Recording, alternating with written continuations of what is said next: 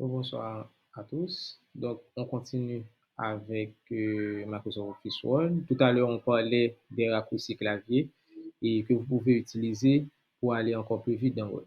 Donc, on continue. Donc, alors, ça c'est le reste des raccourcis. Par exemple, le CTRL U pour souligner un texte. Il y a CTRL Z pour annuler une action, CTRL J pour justifier une portion de texte. Je vais prendre cette partie-là.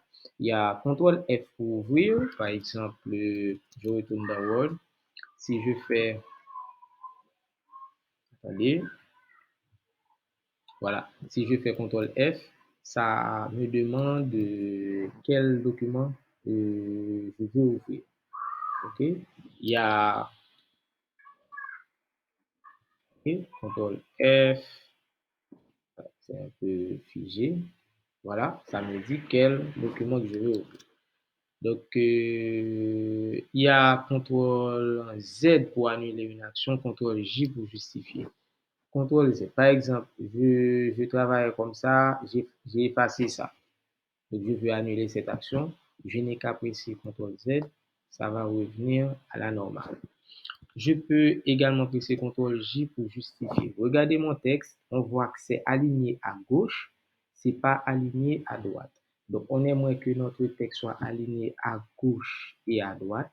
Donc, on n'a qu'à sélectionner tout le document. Voici CTRL A qu'on avait donné avant, CTRL A jusqu'en haut ici pour sélectionner tout le document. Donc, on n'a qu'à presser CTRL A. Voilà. Et on va presser CTRL J pour justifier. Là, maintenant, on peut remarquer que notre texte est aligné à gauche et à droite.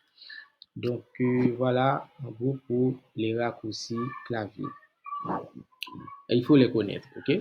Donc, se déplacer dans le document, à l'intérieur du document, rapidement, avec les flèches ou bien avec la souris, vous pouvez déplacer et se déplacer facilement à l'intérieur du document. Mais maintenant, si vous avez un document de plusieurs pages, c'est mieux de presser Page Up, Page Down pour aller en haut ou en bas et pour aller encore plus vite. La correction automatique, c'est la touche F7. Donc, si vous pressez F7, moi, je dois faire une combinaison pour accéder à F7. Voilà. Ça va ouvrir une petite fenêtre pour faire la correction. Par exemple, et mon texte, tout d'abord, ça m'a dit de mettre mon texte en période est mal écrit et pourtant période est bien écrit. C'est avant de faire une correction automatique, à noter, il faut d'abord changer la langue de votre document. Par exemple, pour moi, c'est en anglais, je dois mettre mon texte en français. On peut remarquer tout est souligné ici. Ce ne sont pas des fautes. Je dois sélectionner tout mon document avec CTRL A et je vais dans la barre d'état ici, dans la barre juste en bas dans la page, vous avez qu'à cliquer sur la langue et mettre ça sur français. Là, maintenant, Word reconnaît votre texte et en français. Voilà. C'est aussi simple. Vous pouvez maintenant faire la correction automatique avec la touche F7. Donc, vous allez retrouver tout ça dans le document également.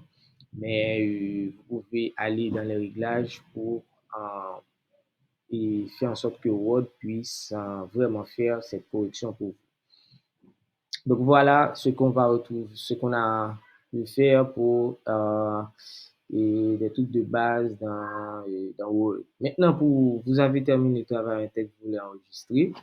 Donc vous allez dans Word, vous pouvez faire ça facilement. Enregistrer un document et les formats de documents.